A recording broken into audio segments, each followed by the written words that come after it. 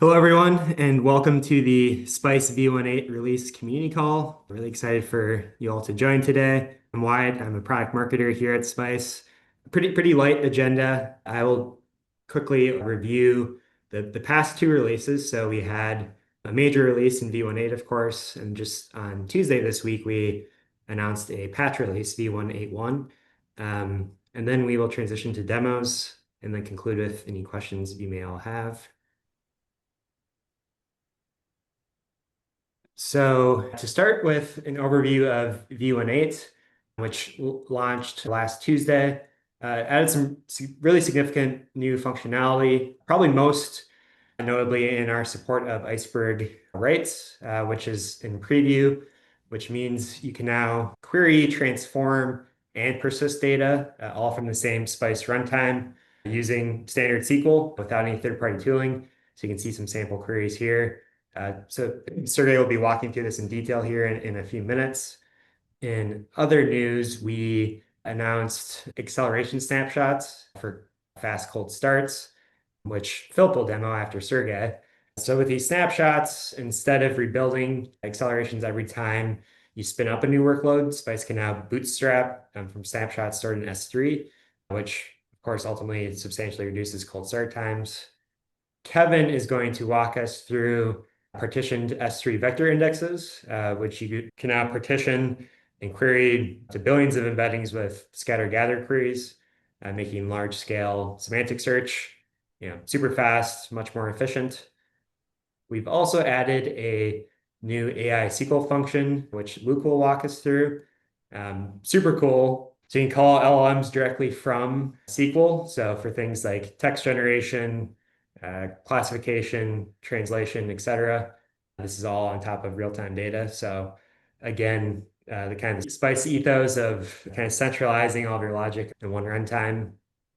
Also new this release is remote endpoint support for the Spice CLI. So you can now run commands remotely, either against Spice Cloud or in a remote Spice endpoint without having to be on the same machine. And finally, we updated the JavaScript SDK with things like cross-platform support, new query APIs, and automatic HTTP fallback. And then a bunch of runtime improvements from reliability, a lot of improvements to vector search, some caching updates. So that's v1.8, which again, we'll demo these in detail. And then just on Tuesday, as I mentioned, we did a patch release. So some improvements to acceleration snapshots, a lot more observability, which is great. And then some DuckDB updates, improved regex expression. So yeah, with that, I think we'll transition right into demos, starting with Sergey reviewing Iceberg Writes. Thank you. Okay. Welcome to our community call, and I'm very excited to present our new Iceberg Write capabilities. For the demo, I'll be using our Iceberg Catalog connector example. You can follow exactly the same steps, and you can find this example if you go to our documentation homepage, cookbooks. You can find it and the catalog connectors example. This example is self-contained. It creates Iceberg catalog locally based on Docker setup. And the only command you need to run to get this local Iceberg catalog cluster is Docker compose. This is the only requirements. I can run it on my machine. Okay, I have my Iceberg catalog running. And if I go to local bin.io created by this example, I can see my Iceberg catalog. It's a well-known TPSH dataset, scale factor 1. Go to nation table, and I can see my data in Parquet files and the metadata, the Iceberg metadata. Once I have this local catalog, I can continue and connect to it using Spice. The only parameter I need to specify is the Iceberg catalog pointing to my local endpoint and my local credentials. Now I can run Spice. And we see the catalog registered, and we can try to do some demo query.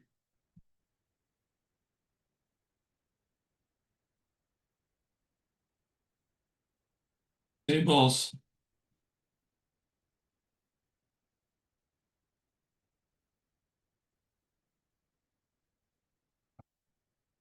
We use region as an example. We can see that we can query this Iceberg catalog. Now we can try our new write capabilities. And by default, write mode is disabled. You should enable it by adding special read-write parameter access. And when it's specified, I'm saved Spice pod, and Spice detected this and restarted. And you can see that catalog restarted and write mode is activated. It's currently in previews, so I see this notification. When it's activated, I can write to the tables using standard insert into SQL. I'll use this example.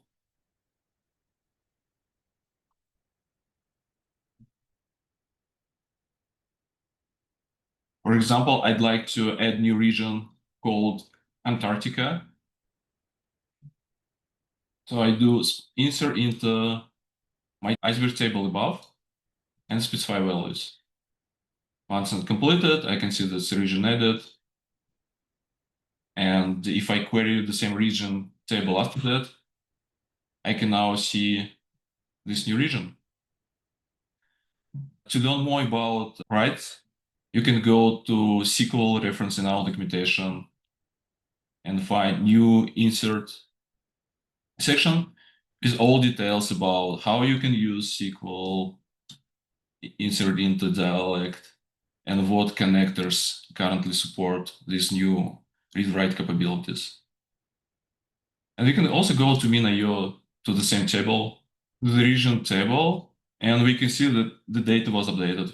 We added additional Parquet file by using writes, and we see that metadata filtered by date was recently updated during my demonstration. So we actually wrote to this Iceberg catalog. You can also combine this write capabilities with other Spice functionality. For example, what I'll do next.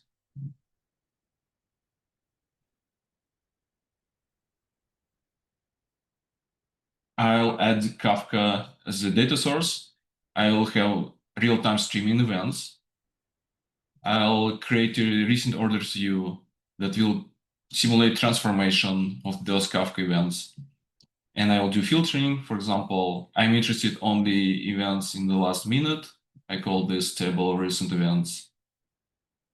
And I also define a Spice worker that will run every 10 seconds and will ingest my real-time orders information from Kafka directly to Iceberg orders table. Let me restart. I'm updated Spice pod, starting Spice. I see that Kafka connected my view, registered and initialized, and I can see regular worker events. So if I go to just to my SQL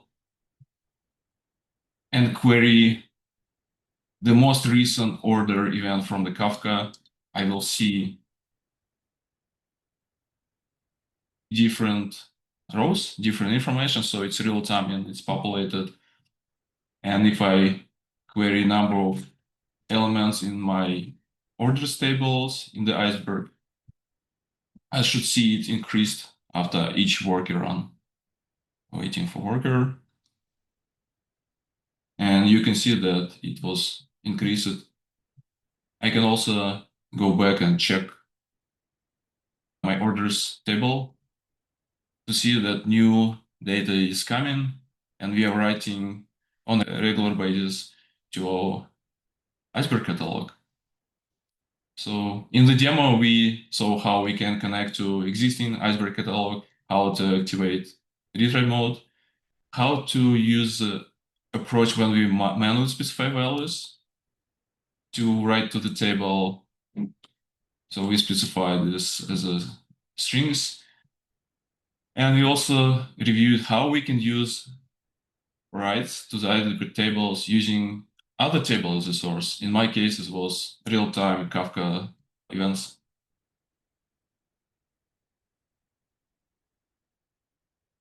Very cool. Thanks, Sergey. Obviously, a significant update for Spice. Any questions about the demo or Iceberg Writes as a whole?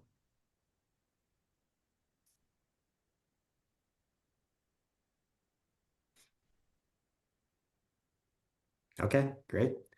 Up next, Philip, do you mind sharing acceleration snapshots? Sure. Yeah. I'm pretty excited about this feature. This is, for context, acceleration snapshots is a new feature that we enabled in preview in 1.8. And one of the nice things about it is before now, you've kind of had this trade-off in Spice where you could have really fast accelerated queries, but then you had to pay the cost every time Spice started up of loading the entire acceleration from the federated source. And depending on the federated source, that could take a while. And so what we have the now shipped in 1.8 is the ability to basically take a snapshot of the acceleration, upload it to an object storage location like S3. And the next time Spice starts, we'll just pull the latest snapshot from S3, which can be a lot faster than trying to load it from the federated source, and has a few other benefits that I'll get into. Here's the docs if you want to try it out in your own Spice pod. So we have a new section in the Spice pod called Snapshots. You can set whether it's enabled true or false, globally for your entire Spice pod. And then we have the location. So this is the S3 location where you want these snapshots to be uploaded. We have some configuration that allows you to specify what you want to happen if we're not able to load the snapshot for some reason. And then on each data set that you want, each data set in the Spice pod, you can actually individually configure whether the snapshot should be enabled. So this allows you to basically, configure that, maybe some slow loading data sets, you want to have acceleration snapshots. This is also really useful for being able to share accelerations across multiple Spice instances. So let's say we've got 10 Spice instances all loading from the same federated source. Instead of having all 10 instances having to hit that federated source in order to load data, now you can just configure them to load the latest snapshot, and then they can start up really quickly, and they're also not putting load on the federated source. Cool. Also in 1.81, we've also added some metrics around snapshots. So under observability docs, we have here the different snapshot metrics that we've enabled, including how many bytes we downloaded, how long it took, et cetera, any failures. And so this can help if you're adding some dashboards around Spice to make sure that the feature is working as you expect. So I'll go ahead and switch over to my demo. So I've got here the snapshots configuration where I'm putting them into this S3 bucket.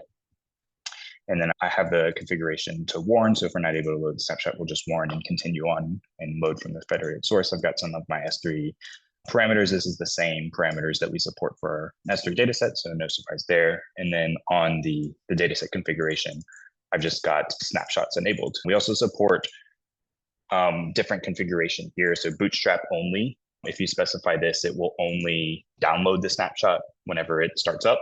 It won't actually try to create new snapshots. Then we have a second mode where if you only want Spice to create new snapshots, you can specify create only. And so this can be useful, like if you have one, like again, if you have multiple Spice instances, you can dedicate one of them to managing and creating new snapshots, while the other ones will only ever pull new snapshots. So I'll go ahead and run the Spice. And one thing you'll see here is when Spice starts, it'll look to find whatever the current snapshot is for the data set. We'll see here that our taxi trips data set was able to find the acceleration snapshot, it was able to download it, and then we started up and we never hit the federated source. And so if I go over here and do a Spice SQL, I can see I've got my taxi trips dataset loaded, and then I can do a query on the taxi trips dataset, and we get all the data here. If I go over into S3, we can actually see the snapshot. This is my bucket location where I've got the snapshots. You'll see that we store it in kind of like a Hive partition style. And so it's actually easy to see like, okay, well, I want the snapshots from today. And we can see how many snapshots were uploaded. There's also a metadata JSON, which kind of points to the current snapshot. Over here on our metrics endpoint, we can actually go and look for the metrics, and we can see all the metrics that I was talking about before, including like the checksum that we used, how long it took to download, et cetera, et cetera. So the other thing that snapshots are useful for is if your federated source is unavailable. So let's say that, let's pretend that this is not an S3 dataset that I'm connecting to, but it's maybe a MySQL or a Postgres, and you want Spice to still load even if that source is down for some reason. So let's say your Postgres database goes down, you still want Spice to be able to load and serve queries. So let's pretend that that's happening here, but I'll just put an invalid source. So this Spice wouldn't normally be able to load from this source because the source doesn't exist. But we'll see that even without an acceleration file, when I run Spice, it will still be able to download the latest snapshot and then initialize the data set. And then we get this warning that says that, hey, we failed to connect to the source for taxi trips. But even though we failed to connect to the source for taxi trips, we're still able to load the data set from the acceleration. And if I come over here to my Spice SQL, I'm still able to, select star from taxi trips and get the data. And so this is just kind of another way that Spice can help operationalize, making sure that even if your federated source goes down for some reason, Spice can still help your application stay up and available. So yeah, so that's a quick, I'll actually show what happens when we do a refresh. So when Spice refresh, if I go over here and tell Spice to refresh, and we'll see that after the refresh completes, we will upload a new snapshot. And so this is now the latest snapshot. And so if I were to restart Spice, it would download from this new snapshot. So yeah, so that's a kind of a quick overview of the snapshot acceleration feature that we've added in 1.8. Awesome. Thanks, Philip.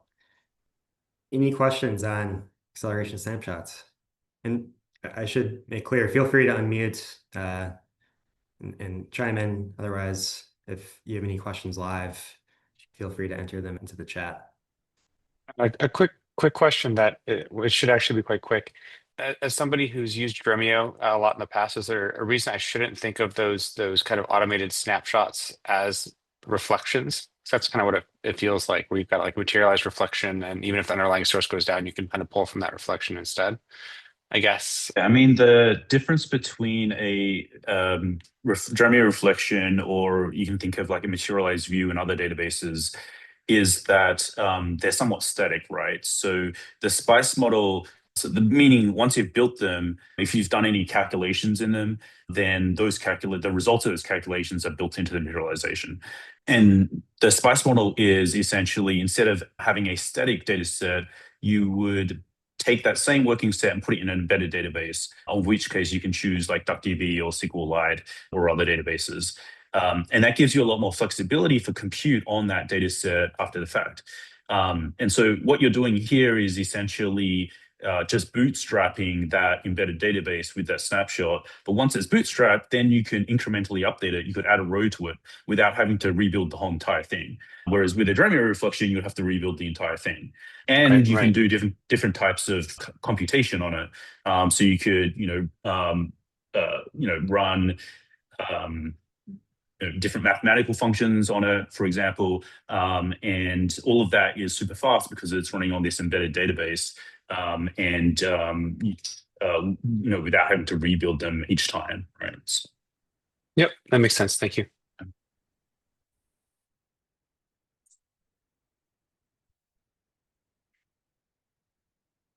Thanks for the question, Greg. Thanks for joining.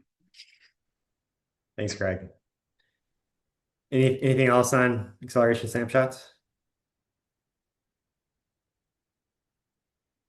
Okay. Up next, so back in, I think it was June or July, we announced support for Amazon S3 vectors, and we've been consistently shipping updates and improvements to our support of S3 vectors, and Kevin is going to show the latest and greatest with partitioned S3 vectors. Yeah, thanks, Wyatt. So this is a quick demo, simply just adding partitioning to our S3 vector indices. And so one use case for doing such a thing is if you needed to stripe your embedding upserts into the S3 vector service to bypass some of the per index ingestion rate limits that the service has. Let me share my screen.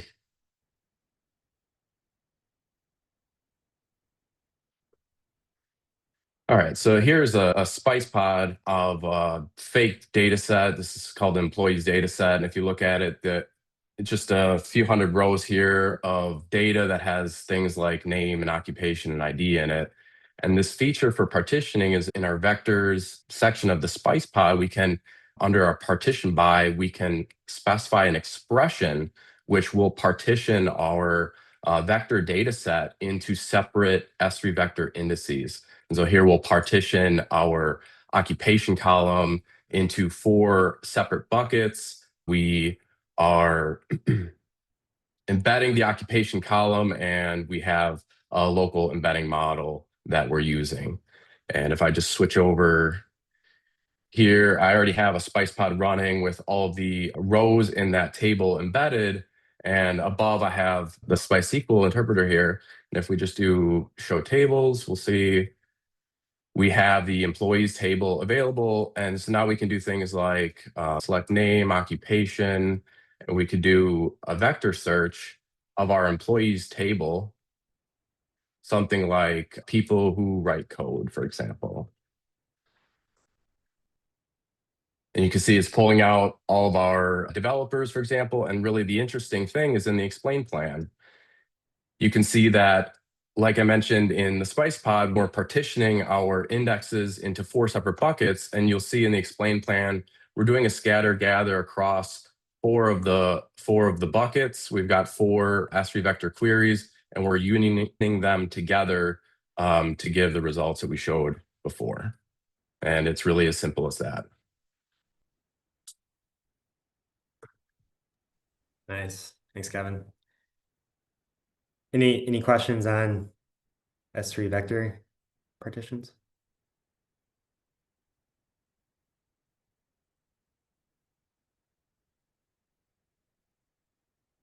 Okay, great. Up next, Luke is going to show off the AI SQL function. Thanks, Wyatt. So share my screen here. So in 1.8, we launched the first version of AI SQL functions integration. And what this enables you to do is be able to invoke LLM completion calls directly within SQL. And the reason why you might want to do this is so that you can operate directly on results of your query with an LLM without having to kind of pull it down, call a completions API yourself, wire it all up, and so forth, which is especially useful when you have a large number of bulk data sets that you have to do a little bit of transformation in each and have to pipe them into an LLM. So like other things within Spiceboard, you just configure a model that you would already do, and you can then invoke that model using SQL, which I'll show here in a second. So this is our cloud portal. We have a Spiceboard deployed here in our team app, and this has got a bunch of data from just some of our daily syncs that we have. But the first thing I can do is just show you the AI function itself, and you just call it saying AI and select. And so if I just run that, essentially it's calling over to your model in the backend, which can be anyone from OpenAI, Anthropic, Bedrock, XAI. We can load and serve a model within the Spice runtime itself from Hugging Face, and we'll serve that. And so now I can say hello, and get an answer back from that. Now, previously, we had also added in a whole bunch of different search mechanisms. And so Spice supports both vector search, but also supports BM25 ranked full text search. And so here, what I'm doing is selecting from this data set where we have a bunch of wins, the answer, and then we're going to use a full text search over that data set, searching for the term search, and get results back. And there's like 2 results here, essentially.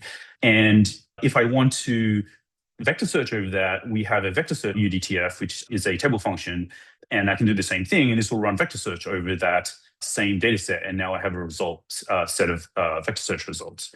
And what you really want to do, though, is you want to combine different search modalities to be able to get the highest quality search results, because they will search for different things. For example, a vector search will be a similarity search, meaning that it will search for similar items. So if you search for, say, dog, it might return cat, or if you search for pet, it might return dog or cat. But a full text search is going to search specifically just on that matched keyword. And so you kind of want to get both and combine them together. And you can do that within Spice using this function RRF, and which stands for reciprocal rank fusion.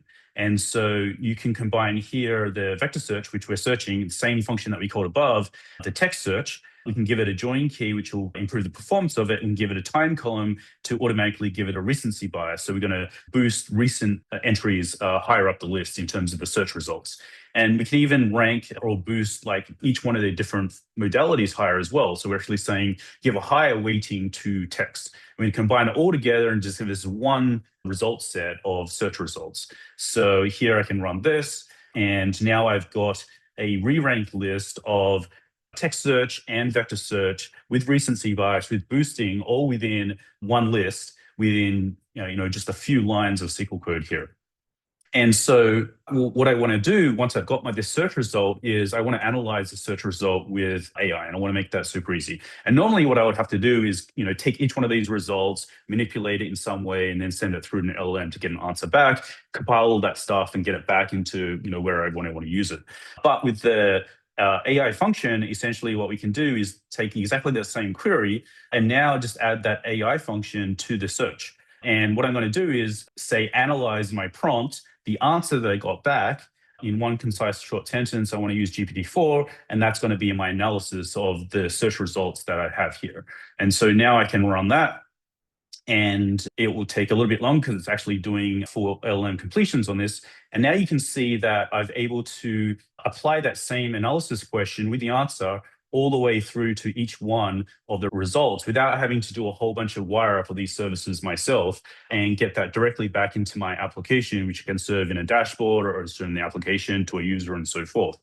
And so imagine that you are wanting to do a whole bunch of analysis of a whole bunch of survey results. This gives you a really easy way to be able to do that and apply LM call to each in a consistent manner. Or imagine that you want to say, we work with a lot of companies, they work with different languages. Maybe you have a whole bunch of things coming in Spanish and you want to translate it. Then you could put something in here where you actually want to say translate answer to Spanish in one concise short sentence, and you can kind of run that same thing, and this will give you a way to do large scale translation across a whole bunch of data sets without having to wire up all the pieces in really just a few lines of SQL code, and to make it super easy for you.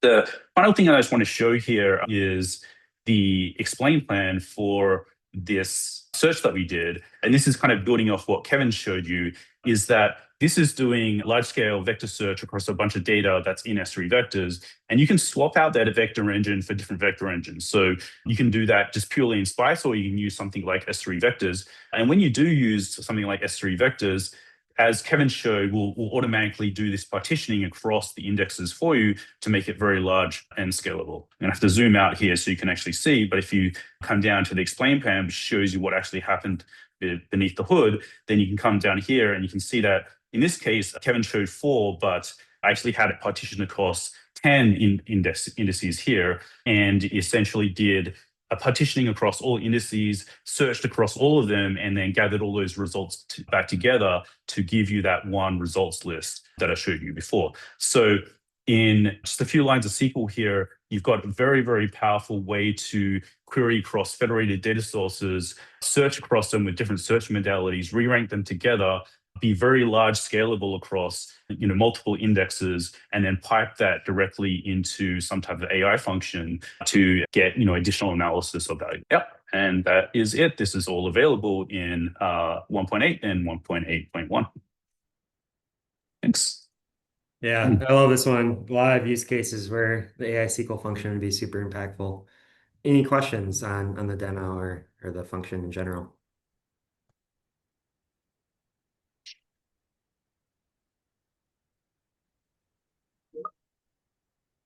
No? All right. Any I guess surprise demos from any Spice engineers outside of the agenda? Anything anyone wants to show? I can maybe show you something.